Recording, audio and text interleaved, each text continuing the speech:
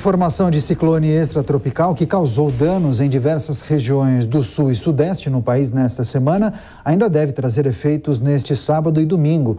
Em Santa Catarina, por exemplo, registrou neve na última sexta-feira após a passagem do fenômeno. Então, para explicar um pouco mais sobre esse assunto, nós recebemos virtualmente o meteorologista Aleph Matos, a quem agradecemos demais pela participação. Aleph, seja muito bem-vindo.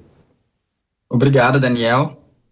Tivemos sim a passagem desse sistema. Eu vou formular a questão, queria inclusive trazer os principais destaques, porque nós vimos, nos últimos dias esses fenômenos climáticos, sobretudo na região sul do país. A maioria diretamente ligada aos ciclones extratropicais que atingiram a região. Então, explica para a nossa audiência por qual razão acontece a formação desses ciclones. O ciclone extratropical, ele é um fenômeno, ele é um sistema meteorológico que é comum, faz parte da climatologia do sul do Brasil. Então, não existe assim nenhum tipo de grande anormalidade com relação a este sistema. Ele faz parte da climatologia, é formada principalmente pelas diferenças de temperatura que existe nessas regiões de latitudes maiores no sul do Brasil, e também pelo escoamento que acontece ali nos níveis superiores à atmosfera. Então a gente tem toda ali uma interação e acaba formando estes sistemas. O que nós tivemos agora foi uma coisa um pouquinho mais diferente, assim, que foi este ciclone extratropical se formando sobre o Rio Grande do Sul, que foi depois em direção ao mar e acabou aí trazendo um pouco mais de transtornos que a gente costuma registrar normalmente, né? Então nós tivemos, por exemplo, rajadas em algumas cidades do Rio Grande do Sul que passaram de 140, chegando a quase 150 km por hora, e até chegando a passar também dos 150 em Santa Catarina. Então, foi ventos muito fortes, além também de uma grande quantidade de chuva. Municípios do noroeste do Rio Grande do Sul, por exemplo, quando o sistema estava se deslocando pelo Rio Grande do Sul, teve ali uma linha de instabilidade avançando pelo noroeste do Rio Grande do Sul, que provocou tempestades muito severas ali, principalmente no município de Sede Nova, que possivelmente foi atingido até por um tornado associado a essa linha de instabilidade. Danos, assim, muito graves aconteceram ali, prejuízos milionários. A cidade decretou, inclusive, calamidade pública. Nós também tivemos aí uma intensificação dos ventos no Paraná, também em São Paulo, rajadas de vento aí chegando a 70, 80, até 100 km por hora em alguns pontos, trazendo também prejuízo, fora toda essa agitação marítima. Então, assim, ciclones extratropicais são comuns. Apenas essa trajetória que ele fez ali e essa intensidade sobre o continente que não acontece sempre, mas pode acontecer também, eventualmente. E depois deste sistema, nós tivemos aí o registro de neve na Serra de Santa Catarina, principalmente. Só que a essa altura agora, o sistema, Daniel, já está mais afastado agora da nossa costa, já está em alto mar, e pouco impacto agora oferece para o sul do Brasil ou para São Paulo. Agora a tendência é de tempo mais firme e de temperaturas baixas agora, né? Nós tivemos também aí temperaturas bem baixas nessa última noite, inclusive em São Paulo, né? Tivemos temperaturas negativas em Santa Catarina, no Rio Grande do Sul, também no Paraná, e a tendência agora é de calmaria. O sistema já não oferece maiores riscos para o sul do Brasil e nem também para São Paulo. Pois é, agora, Aleph, enquanto você explicava, muito bom o resumo de informações, inclusive, a nossa produção preparou uma compilação das muitas imagens que foram registradas pelo país, especialmente em localidades do sul e do sudeste. Até caminhões chegaram a tombar na estrada por conta do vento, também muitas casas destelhadas, enfim, uma grande dificuldade por parte da população. Agora, aquilo que os meteorologistas apontaram, se confirmou ou os fenômenos vieram mais fortes? Quais foram as localidades mais impactadas? Por exemplo, os gestores públicos, prefeitos, governadores, os secretários, eles se prepararam para a chegada do fenômeno na sua avaliação? Houve agora um preparo um pouco maior, por exemplo, se comparado ao ciclone que teve ali no mês de junho, né? Nós tivemos um ciclone também no Rio Grande do Sul no mês de junho, que trouxe volumes muito expressivos e cheias de rios e provocaram aí enchentes e inundação em alguns pontos e até um saldo trágico de vítimas fatais, né? Houve mais de 15 mortes no Rio Grande do Sul em junho. Só que dessa vez houve um preparo maior, mas claro, sempre passível de ser melhorado, né? Então é sempre passível de ser melhorado, mas já houve sim um certo progresso em relação ao último fenômeno que foi no mês de junho, né? E todo esse tempo severo que nós tivemos aí na quarta, quinta-feira, esteve direta ou indiretamente ligado a este sistema, né? Então, primeiro nós tivemos tempestades, né? Quando esse sistema estava se deslocando, nós tivemos então tempestades, uma linha de instabilidade, provocou ventos muito fortes, principalmente no oeste, norte do Rio Grande do Sul, oeste de Santa Catarina, também ou parte do Paraná. Depois nós tivemos aí o impacto mais direto do sistema, quando ele já estava ali próximo da costa, na região da Lagoa dos Patos, né, onde acabou trazendo aí impactos mais severos para o leste e para o sul do Rio Grande do Sul e também para o leste de Santa Catarina, né.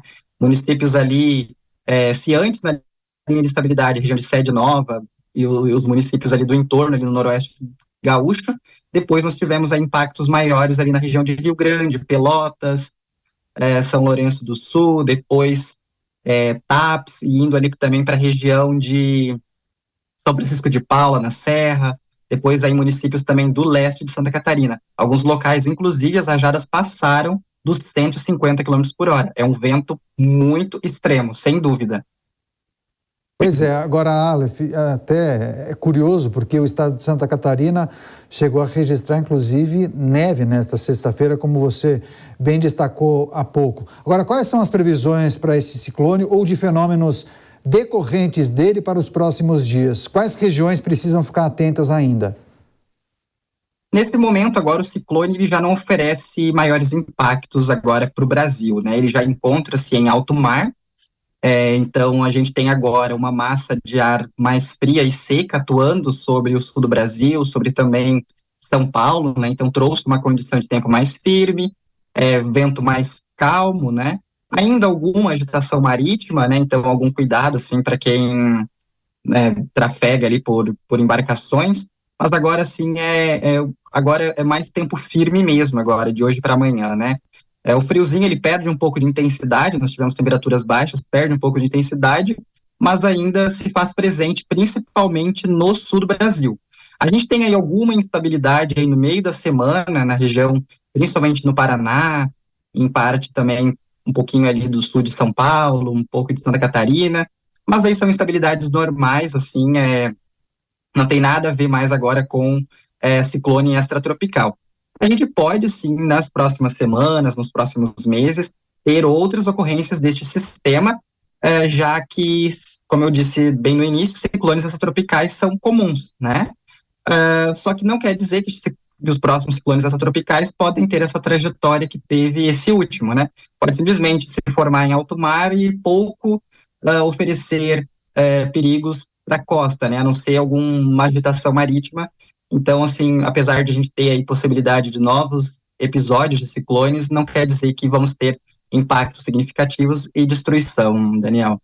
Um ponto importante, a gente sempre acaba noticiando aqui os fenômenos naturais que acabam atingindo as regiões do Brasil, mas também do mundo, e a gente observa, sobretudo nos Estados Unidos, a cultura da prevenção muito difundida, né? Então, quando há o alerta por parte dos meteorologistas, das instituições especializadas e também dos gestores públicos, a população procura seguir rigorosamente as orientações. Como está essa cultura da prevenção aqui no Brasil? Avançamos por conta das últimas tragédias que foram registradas, sei lá, na última década? Houve algum tipo de avanço nesse sentido, Aleph?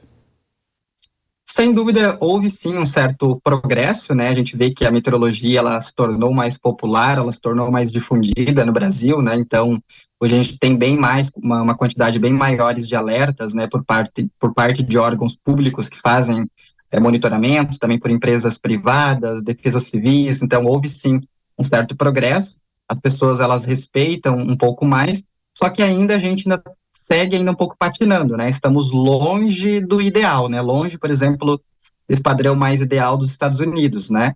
Ainda as pessoas, elas precisam se atentarem mais, precisam respeitar mais os avisos, né, levar mais a sério. É necessário também mais investimento por parte, né, dos órgãos públicos também na prevenção, né, investimento em estações meteorológicas, em radares, né, em pesquisa, equipar mais as defesas civis, né, investimento nas defesas civis. Então, assim, precisa, sim, de mais investimento, de mais atenção por parte dos órgãos públicos. E as pessoas também, né, se atentarem mais. Só que essa questão de as pessoas se atentarem mais se esbarra na educação, né? Então, é necessário, sim, investir, né, em programas que possam educar e conscientizar as pessoas, né? Até mesmo para não causar tantos alardes, né? Para as pessoas entenderem que tempestades são comuns, ciclones também são comuns, eventualmente a gente vai ter outros episódios, e à medida que as pessoas forem acostumando, se adaptando, entendendo mais sobre esses fenômenos e o impacto deles, a gente vai ter, então, sem dúvida, menos prejuízo, né? Quando se investe em prevenção, a gente tem depois um retorno na remediação, sem dúvida. Sem dúvida, para remediar coisas, assim, é um gasto muito maior do que para prevenir. Daniel. Perfeito. Aleph, há pouco trouxemos uma notícia, uma informação que trata da demissão pelo prefeito da capital paulista de um secretário que tratava de questões justamente de mudanças climáticas. E esse secretário deu a seguinte declaração em um evento falando que, minimizando talvez o problema das mudanças climáticas e apontando que o planeta se curaria sozinho, alguma coisa assim, eu não sei exatamente a fala precisa do ex-secretário. Pois bem, isso culminou com a demissão do gestor público. O prefeito entendeu que deveria tirá-lo, já que na justificativa a cidade de São Paulo tem feito muitas ações justamente para remediar e minimizar os impactos das mudanças climáticas. Queria escutá-lo não acerca desse episódio, mas na verdade para ilustrar. Há uma incidência maior de fenômenos naturais dessa magnitude, com as características que falamos há pouco? Alguma conexão disso com as mudanças climáticas ou não? Isso sempre aconteceu? Bom, dá para a gente fazer 2 pontos, né? Primeiro, sim, eventos assim anteriores, né, de grandes impactos já aconteceram, sem dúvida, né? Isso faz parte, vamos dizer assim, das características, né? Seja aqui do nosso planeta, do Brasil como um todo. Então, isso já aconteceu, sem dúvidas, impactos, né? Eventos com impactos bem significativos. Por exemplo, nós tivemos em 2004 o primeiro furacão, né, no Brasil, então, que atingiu ali o sul de Santa Catarina, o nordeste do Rio Grande do Sul, região de Torres, Araranguá. Então, nós já tivemos, sim, impactos de sistemas extremos já no passado. Só que também é verdade, sim, que num cenário de mudanças climáticas, né, a gente vai tender, sim, a ter eventos mais extremos e frequentes acontecendo, né? Então, uma maior incidência de enchentes, né, de tempestades, e também, de certa forma, de ciclones, tanto extratropicais como, de repente, até mesmo ciclones tropicais, né, que aí com características, de repente, de furacão. Nada impede que a gente tenha no futuro um novo Catarina, como a gente teve em 2004, né? Então, esse cenário de mudanças climáticas, sem dúvida, acaba favorecendo e propiciando eventos assim, Daniel. Aleph, para fechar, o editor-chefe aqui do jornal é um grande entusiasta daqueles vídeos que são publicados no YouTube, Os Caçadores de Tempestade. E ele queria entender exatamente quais são as diferenças entre tempestade, tornado, furacão e ciclone. Tem diferenças substanciais entre todos esses fenômenos? Tem, sim. Tempestades, tempestades dá para a gente definir assim: nós temos aquelas nuvens atuando ali sobre uma determinada região, que acaba trazendo, então, chuvas muito fortes, ventos intensos, granizo e, eventualmente, também tornado, né? Então, tempestades podem estar associadas a uma determinada célula, como a gente chama, né? Então, um aglomerado de nuvens ali de desenvolvimento vertical atuando sobre uma região, como também ela pode estar associada a sistemas convectivos, né? Que são quando várias células estão uma agregadas à outra, e aí pode daí estar trazendo impactos sobre uma determinada região. Um tornado, como você, né, um tornado, assim, é aquela imagem que muita gente difunde até mesmo e confunde com ciclone, né, quando a gente tem ali aqueles ventos, né, em espiral, aquele vórtice, né, entre a base da nuvem e o solo, né, então aquele grande vórtice girando, fazendo um movimento de sucção e trazendo impactos muito significativos, isso é um tornado. E um tornado, então, ele está associado a uma célula de tempestade, né?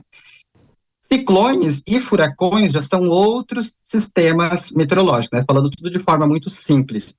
Um ciclone extratropical, por exemplo, ele é uma grande área de baixa pressão, né, com movimentos aqui no hemisfério sul, movimentos horários, né, então uma grande área de baixa pressão que causa um mau tempo, né. Essa diferença de pressão entre o centro de um ciclone extratropical e as áreas ao redor acaba trazendo ventos muito intensos, agitação marítima e, em muitos casos, também episódios de chuva.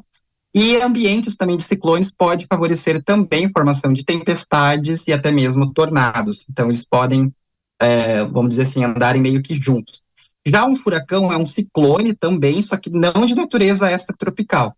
Um furacão é um ciclone tropical, é um ciclone que se forma sobre águas mais quentes, onde a gente tem baixo cisalhamento do vento, e furacões, então, eles se formam sobre essas águas mais quentes, e sem dúvida são muito mais extremos e muito mais severos que um ciclone extratropical. Eles podem, a velocidade dos ventos podem atingir valores extremamente elevados, trazer uma quantidade enorme de chuvas, né?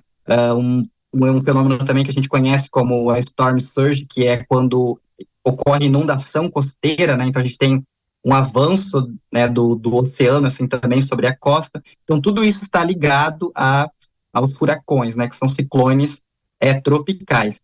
No Brasil, até hoje, documentado, a gente só teve o Catarina, ali em 2004, que atingiu o sul de Santa Catarina e o nordeste do Rio Grande do Sul. Mas nada impede que no futuro a gente tenha um novo episódio de furacão aqui no Brasil.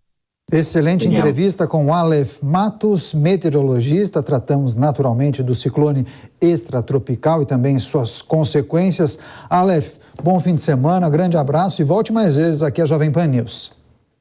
Obrigado, eu que agradeço pela oportunidade e uma ótima tarde. Até a próxima.